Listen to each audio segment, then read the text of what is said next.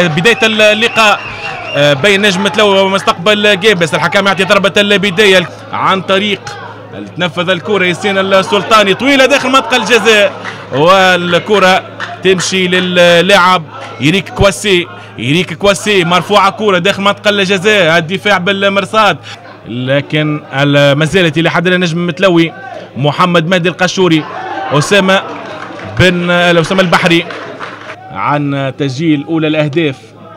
يستغل سرعة أحمد ولد باهية، الكرة داخل منطقة الجزاء وأسبق يتقدم يلعب التماس الطويل داخل منطقة الجزاء، الكرة لحمزة بن عتيق، تبادل كرات محمد نصر حامد وهدف كاد يكون الهدف الأول.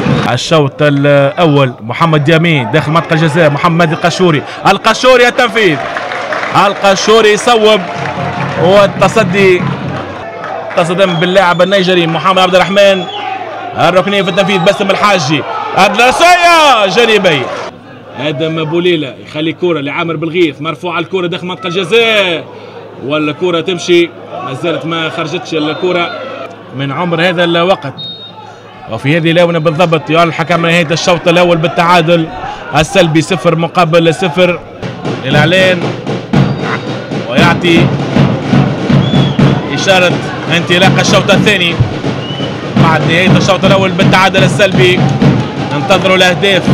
فودي تراوري تصويب، الموريتاني يصوب، تمشي الكرة أحمد ولد باهية عنده الكرة، الهجوم يراوغ ممتاز، أحمد ولد باهية يراوغ سلسلة مراوغات يسقط، والحكم يقول ما فيش ضربة جزاء. مستقبل جابس وتسجيل أولى الأهداف إلى محمد نصر حامد، مرفوعة الكرة راسية فودي متوسط الميدان الدفاعي إلى فودي تراوري جانبية الكرة جسلام محمد عامر بالغيث مرفوعة الكرة تصويب من حسني جزمير. نزل في حوار مع اللاعبين ويعطي إشارة للتنفيذ من زياد بن سالم، تمشي الكرة بعيدة، بانجورا يرى بعض المساحات، الكرة يخليها لزياد بن سالم، ثم ما زالت داخل منطقة الجزاء إلى أحمد الباهي، التصويب من محمد ديامي يصوب من بعيد، طويلة لحسني جزمير عنده الكرة، جزمير حاول يراوغ، تمشي التصويب مكوبا جانبي، التنفيذ من سامح أبو حاجم ينفذ الكرة على الدفاع، يبعد الكرة ما زالت تمشي لعبد الله بنغورا، سامح أبو حاجم مرفوعة الكرة داخل منطقة الجزاء، الكرة ما زالت نجم متلوي، التصويب جول، لكن متسلل أسامة البحري، متسلل في الكرة الأخيرة. محمد علي قروية يقول ما فماش، كان مسبوق أمامنا في الصورة، الكرة اصطدمت زوج لاعبين وتسلل على محمد حسين. الحكم يقول ماذا سيكون قرار الحكم؟ يرجع لغرفة الفار. الهدف الأول، هدف نجم المتلوي، عن طريق اللاعب أسامة البحري.